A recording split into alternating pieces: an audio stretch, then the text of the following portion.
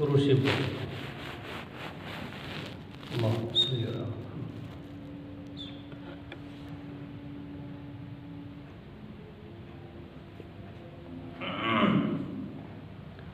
الحمد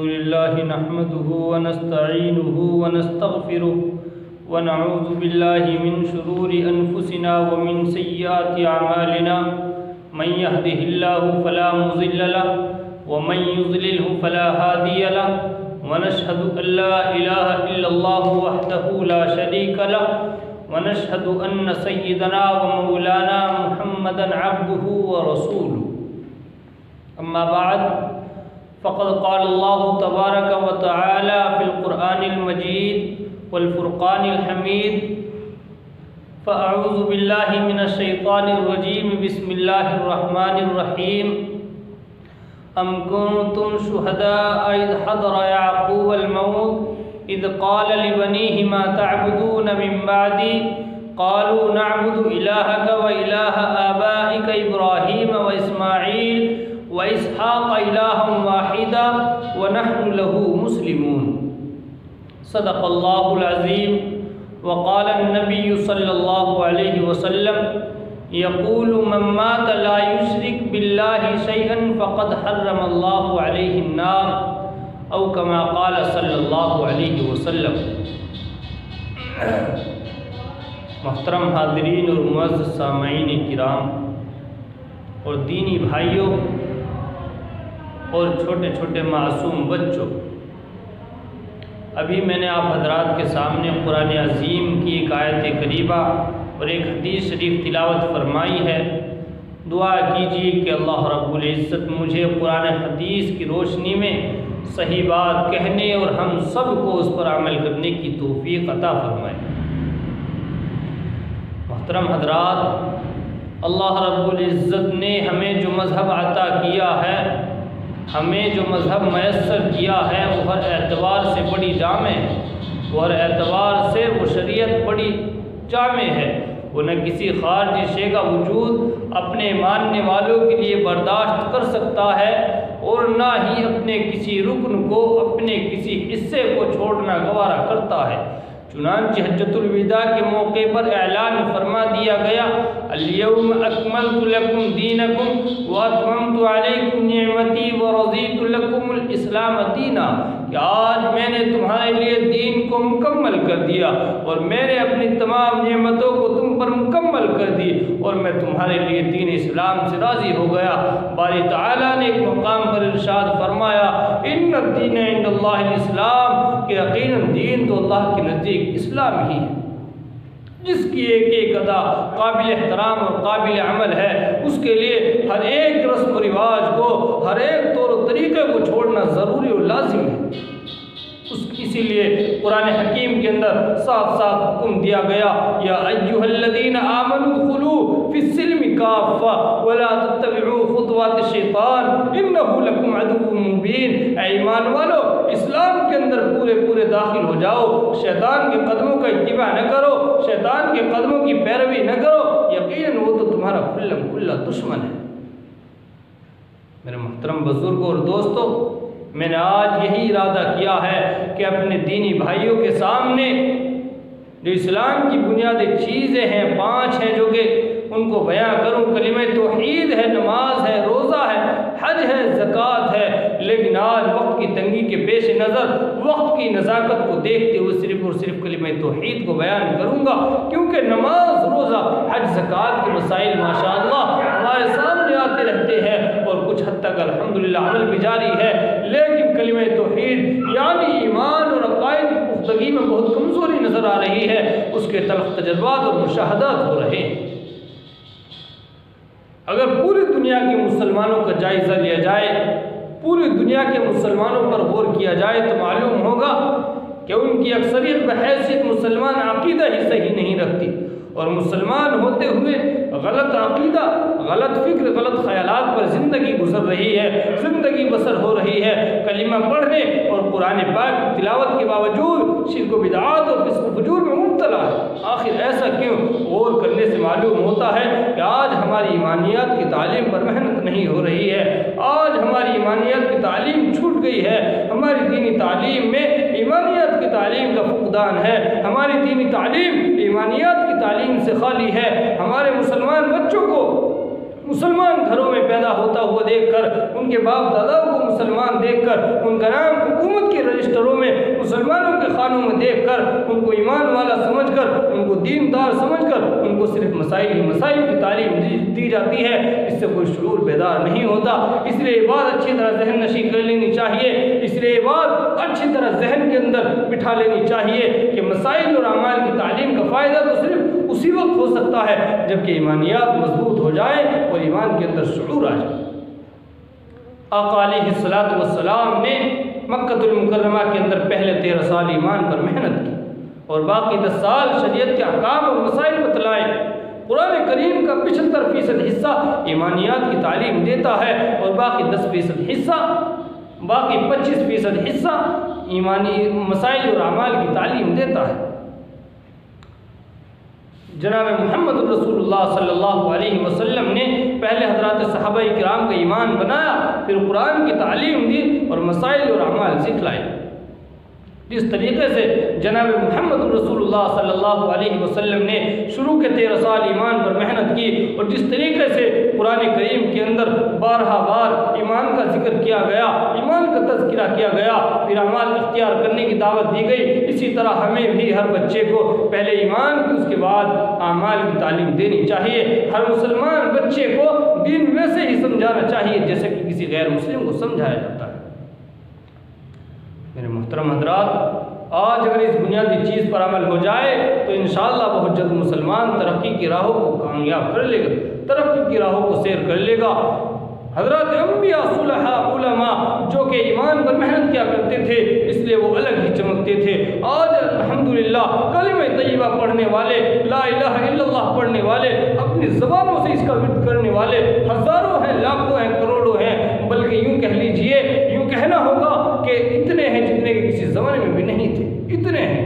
لیکن یہ صرف زبانی ہے، یہ صرف زبانی جمع ہے، ان کے دلوں کے اندر، ان کے قلوب کے اندر کلمہ توحید کا رنگ رچا بسا نہیں ہے۔ اس طریقے سے حضرات صحابہ کرام کے دلوں کے اندر، اس طریقے سے حضرات علماء کرام کے قلوب کے اندر کلمہ توحید کا رنگ رچا بسا ہوا تھا، ان کے قلوب کے اندر رچا بسا ہوا نہیں ہے۔ اگر اسی طریقے سے ان کے قلوب کے اندر بھی رچ بس جاتا تو ان کی بھی وہی حالت ہوتی، ان کی بھی وہی کیفیت ہوتی جو پہلے حضرات کرام کی تھی، کہ نہ کوئی بڑی سے بڑی قوت ان کو مرعوب کر سکتی تھی، نہ کسی قوم کی عددی اکثریت ان پر اثر انداز ہو سکتی تھی، نہ کسی قوم کی عددی اکثریت ان پر اثر انداز ہو سکتی تھی، نہ کوئی بڑی سے بڑی سلطنت، بڑی سے بڑی حکومت ان کو حق کے خلاف اپنی طرف جھکا سکتی تھی۔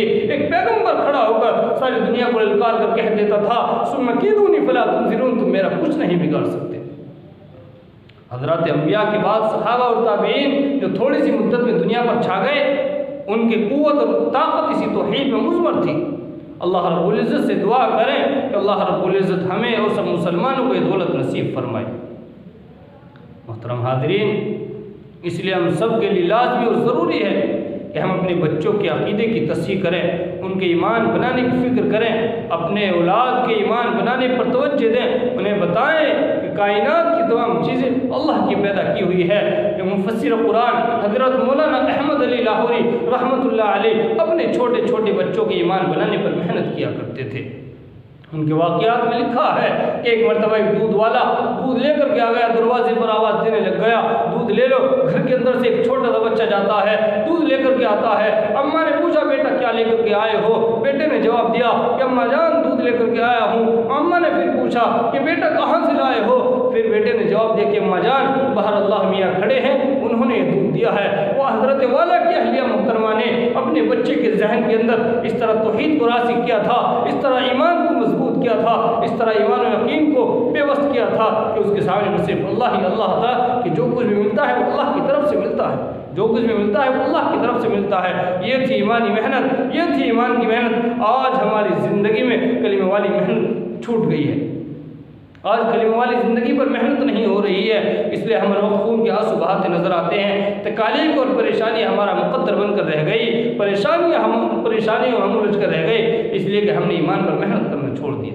دوستو، ایمانی محنت تو یہ ہے کہ ہم اپنے بچوں کے عقیدے کی تصحیح کریں، انہیں بتائیں کہ کائنات کے اندر جو کچھ بھی نظر آ رہا ہے سب کچھ اللہ کا دیا ہوا ہے، ہمارے گھر کے اندر جو کچھ بھی نظر آ رہا ہے یہ سب کچھ اللہ کا دیا ہوا ہے۔ یہ پلنگ کیا، یہ بستر کیا، یہ مسیری کیا، یہ بیل بوٹے، یہ بیل، یہ گائے، یہ بکری، یہ بھینس، یہ سب کچھ اللہ کا دیا ہوا ہے۔ یہ طرح طرح کی آرائش اور نمائش کی چیزیں، یہ سب کچھ اللہ کا دیا ہوا ہے۔ یہ گھر بھی اللہ کا دیا ہوا ہے، یہ کاروبار بھی اللہ کا دیا ہوا ہے۔ وہی کھلاتا ہے، وہی پلاتا ہے، وہی مارتا اور وہی جلاتا ہے۔ دوستو، اپنے بچوں کو یہ بھی بتاؤ، یہ بھی سکھاؤ کہ کائنات کی تمام تعریفیں اسی کے لیے ہیں، تمام تعریفات اسی کے لیے ہیں، اسی کے لیے ہیں۔ وہ کسی کا محتاج نہیں، سب اس کے محتاج ہیں، اسے کسی کی شریک کی ضرورت نہیں۔ چنانچہ خاندان بنو عبد المطلب کے اندر جب کوئی بچہ زبان کھولنے کے قابل ہو جاتا تو آقا علیہ السلام اس کو یہ آیت شریف سکھاتے تھے، قل الحمد للہ الذی لم یتخذ ولدا ولم یکن له شریک فی الملک ولم یکن له ولی من الذل وکبرہ تکبیرا۔ اس آیت کو آیت عزت بھی کہتے ہیں۔ جو کوئی مومن بندہ اس کو پڑھتا ہے، جو کوئی مومن بندہ اس کے کلمات کو اپنی زبان سے اخلاص کے ساتھ ادا کرتا ہے تو اللہ رب العزت اس کو عزت و رفعت اور بلندی سے نوازتے ہیں۔ اس آیت کریمہ کے اندر باری تعالیٰ نے قدیم الشان وضاحتی اعلان فرما دیا کہ حمد کے لائق صرف اللہ کی ذات ہے، تمام تعریفات اسی کے لیے زیبا ہیں، وہ کسی کا محتاج نہیں، سب اس کے محتاج ہیں، اسے کسی کی مدد کی ضرورت نہیں، سب اس کے مددگار ہیں۔ باری تعالیٰ نے اس عظیم الشان وضاحتی اعلان کے اندر، اس عظیم الشان اعلان کے اندر دنیا میں مدد کرنے کے 3 طریقے بتلائے، 3 اصول بتلائے۔ چنانچہ دنیا میں مدد کرنے کے 3 طریقے یہ ہیں۔ کبھی تو انسان کو مدد کی ضرورت پڑتی ہے اپنے چھوٹے سے، جیسے کہ باپ کو اولاد سے مدد کی ضرورت پڑتی ہے۔ اللہ رب العزت نے قرآن عظیم کے اندر اس کی بھی نفی فرما دی، وَلَمْ يَتَّخِذْ وَلَدًا، کہ اللہ اولاد نہیں رکھتا، وہ ہے کہ اللہ اولاد سے مدد نہیں لیتا۔ کبھی انسان کو ضرورت پڑتی ہے اپنے ہمسر سے، اپنے برابر سے، جیسے کہ شریک و ساجی سے۔ قرآن شریف کے اندر باری تعالیٰ نے اس کی بھی نفی فرما دی، وَلَمْ يَكُنْ لَهُ شریک فی الملک، کہ اس کی ملکیت میں کسی کی شرکت اور دخل اندازی نہیں ہے۔ دوستو، اللہ کی ذات بے نیاز ہے۔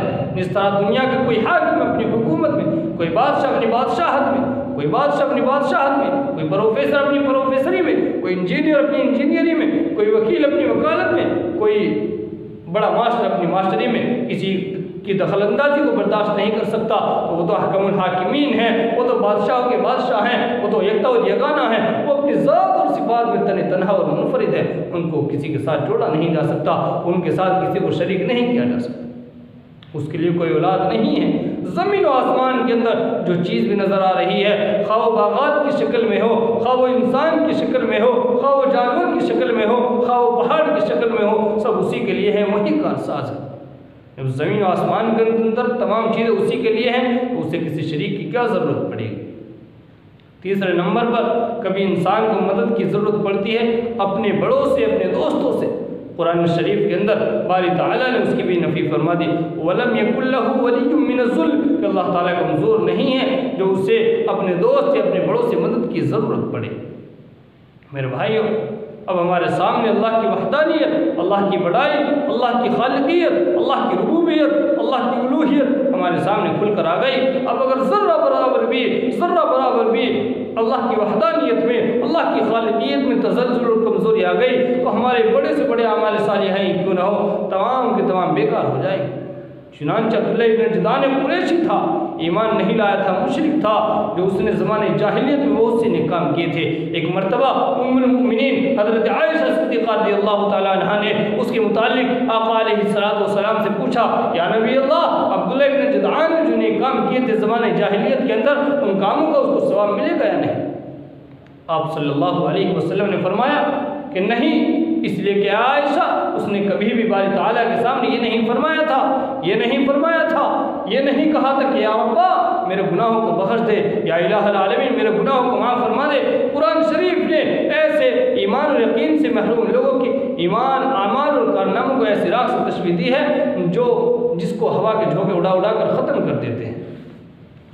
میرے بھائیوں، معلوم ہوا کہ بغیر توحید کے کوئی عمل مقبول نہیں۔ خواہ انسان نماز پڑھے، روزے رکھے، حج کرے، زکوٰۃ دے، جہاد کرے، بڑے سے بڑے اعمال ہی کیوں نہ کرے، اگر وہ عمل بغیر توحید یعنی بغیر ایمان اور بغیر یقین کے ہیں تو وہ عند اللہ مقبول نہیں۔ کائنات کی ہر چیز میں توحید مضمر ہے، ذرہ ذرہ، پتا پتا، بوٹا بوٹا بتلا رہا ہے کہ اللہ ایک ہے، اللہ ایک ہے۔ ہر چیز میں توحید اور یکتائیت کی دلیل پائی جاتی ہے۔ زمین سے اگنے والی گھاس بھی بتلا رہی ہے، اللہ کی وحدانیت پر دلالت کر رہی ہے۔ میرے بھائیوں، ہمارے نبی صلی اللہ علیہ وسلم نے عقیدہ توحید کے 7 اصول بتائے۔ ان اصول پر عمل کرنے کا نام ایمان ہے، ان اصول پر عمل کرنے کا نام اسلام ہے۔ ان اصول کو ایمان مفصل سے بھی